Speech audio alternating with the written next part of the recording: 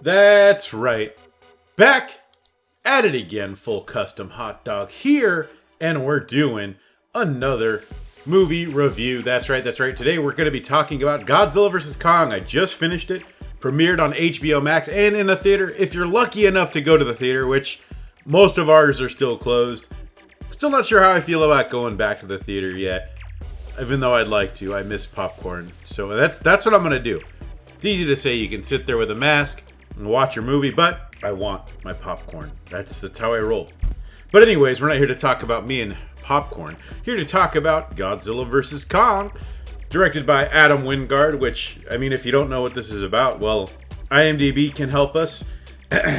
The epic next chapter in the cinematic MONSTERVERSE pits two of the greatest icons in motion picture history against one another. The fearsome Godzilla and the mighty Kong, with humanity caught in the balance. So yes, they fight. And we finally see them, this thing they've kind of been building to. And here it is. Both of them together at last, just like we've always wanted. And like most of the films, and by most of the films I mean the Godzilla films, because I really like Skull Island, and I'll talk about some of that here. The human parts almost always drag all of these down for me. Whether it's the old school Godzillas or the new Godzillas, they never feel very compelling to me. In this, you've got an A and a B plot. One where, what's her name from Stranger Things, Millie Bobby Brown, is going with her crew to find out the secret mystery over at this Apex lab. And then the B plot is King Kong, and they're taking him back to the Hollow Earth so he could find some secret energy source. It's all that stuff is whatever to me. Don't care. I thought it was all boring. Of course, it's all about the monster fights, right?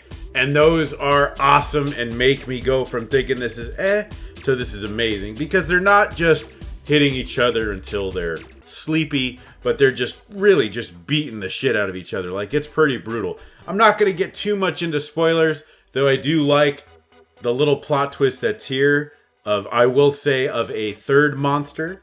That way, if you're watching this and you haven't seen it, although Funko Pop did release what it was already, what figure it was and everything, so that kind of bummed me out, because this would have been an excellent surprise. So I'll let you be surprised, because you know that this isn't going to end with a clear victor.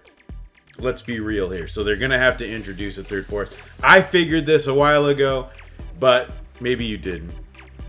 Anyway, totally great fight scenes that are rad. My money was on Kong anyway. I'm going to be real there. I absolutely think King Kong is more interesting. Now, we all adore Godzilla. Don't get me wrong. I'm not a hater of Godzilla, not by any means. But Godzilla's a stinky lizard. King Kong, a big buff ape who's got feelings, who feels, he's got a heart, he's got a soul. He's just out there feeling away. And then you got Stinky Lizard, who's just going around breaking stuff like a dummy. And Kong is able to communicate. He's got a little homegirl and they do sign language, and he knows what's up.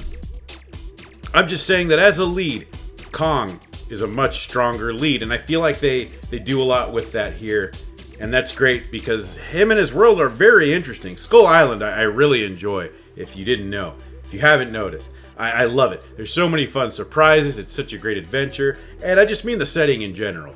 The film itself, the Skull Island film, is such a great throwback to 1950s adventure and things like that, but there's so many fun surprises in that movie, and they kind of bring some of that energy over to this movie when they do explore Hollow Earth. That it's kind of exciting in its own way. My only problem here is the human cast isn't anything compelling, period. I didn't care for any of these people. That's why I kind of don't even recall a lot of what they were trying to do, because I didn't care about them, period. Now, Skull Island, the film, I loved it. I love all the leads, all the characters. Yes, it's an ensemble cast, but they're all pretty strong in that movie. You had Tom Hiddleston, and he fights those pterodactyl things with a katana. But there's definitely, I know that's not like a character trait, but there's such a strong sense of adventure and camaraderie in that film. And mainly, John C. Reilly's character had such a great arc. There's a lot in that film that works so well because they work well separately. While none of the Godzilla films have ever had a good And at least I mean the American ones. I can't even remember half of the old ones. I don't even think I've seen them all. But the new American ones, I don't think have had anybody that's really strong to sort of carry this movie and act as sort of, I don't know, to act as a lead or a co-star along with Godzilla. While Skull Island, Kong can carry the film as well as his cohorts, and it works great as an ensemble piece. And I think that's something that I would like to see kicked up a notch, is having better characters in any of these movies, because they're never strong enough to me, personally. So, anyways, that's just my take. All in all, I liked it. Some neat little twists here and there. I like the third character. Great to see so much on that screen, and it looks good. The effects look damn good. The fights are exciting and fun, and overall it was a very enjoyable experience. I didn't love this thing, but the Kong stuff really made me love this, like I said. Maybe it's just me, though, you know? So you're going to have to let me know what you think in the comments. Maybe I'm just a sucker for Kong. I do want more Kong movies, though, because if you haven't noticed, I'm in pure adoration of Skull Island, and I want more of those movies. These Godzilla movies have been pretty solid. This one and the one prior, I think they're on about the same level of enjoyability, in my opinion. But nothing got me more excited than mobbing through Skull Island and seeing the adventure that awaits. It's kind of a cool feeling having this world that's so familiar but so new. It's almost what I would expect a Monster Hunter movie to feel like, except I guess it's probably not at all what it is, so.